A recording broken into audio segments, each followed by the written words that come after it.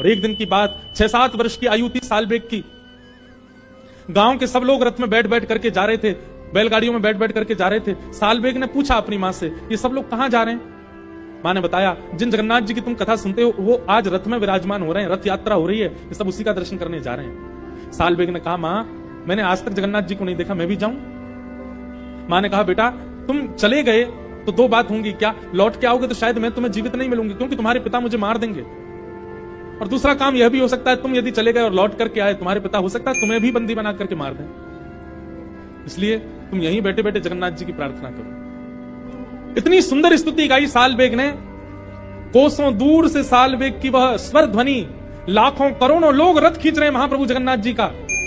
बलभद्र जी का रथ चल रहा है, सुभद्रा जी का रथ चल रहा है, लेकिन जैसे ही जगन्नाथ जी का रथ खींचने लगे, चलते चलते रथ अपने आप रुक गया। लाखों लोगों ने खूब जोर लगा लिया, लेकिन जगन्नाथ प्रभु का रथ आगे बढ़ा नहीं। सब लोग चिंतित हो गए, क्या बात है, महाप्रभु जी का रथ आगे क्यों नहीं बढ़ रहा है? पुजारियों ने, पंडाओं ने, सबने जाकर के प्रार्थना की, हे महाप्रभु जी हमसे कोई अपराध बना, आपका रथ क्यों नहीं चल रहा है? तब महाप्रभु जी ने वहां के दैतापति राजा को स्वप्न में कहा, मेरा रथ तब तक आगे नहीं बढ़ेगा जब तक कोसों दूर अपनी छत पर खड़े हुए मेरी स्तुति गा रहा सालबेग यहां नहीं आए। सालबेग को यहां लेकर के आओ, तभी मेरा रथ आगे बढ़ेगा। उसका पिता बहुत क्रूर है, उसकी क्रूरता के कारण वो नहीं आ पा रहा है, तुम सब व्यवस्था करो, सालबेग को लेकर के आओ, जब तक सालबेग नहीं आएगा मेरा रथ नहीं बढ़ेगा आगे। राजा ने सैनिक भेजे, पालकी भेजी, और सालबेग को गाजे बाजे के साथ नाचते हुए लेकर के आए।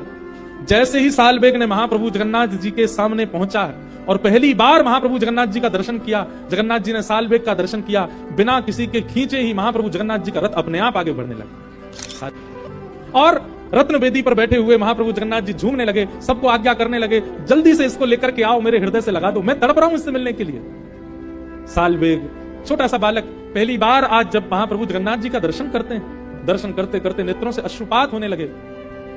पंडा पुजारियों ने कहा, तुम ही एकमात्र सालबेग इतने अधिकारी हो, पंडा पुजारियों के अलावा कोई रथ पर नहीं चढ़ सकता, लेकिन महाप्रभु जी ने तुमको बुलाया है, जल्दी दंडवत प्रणाम करो।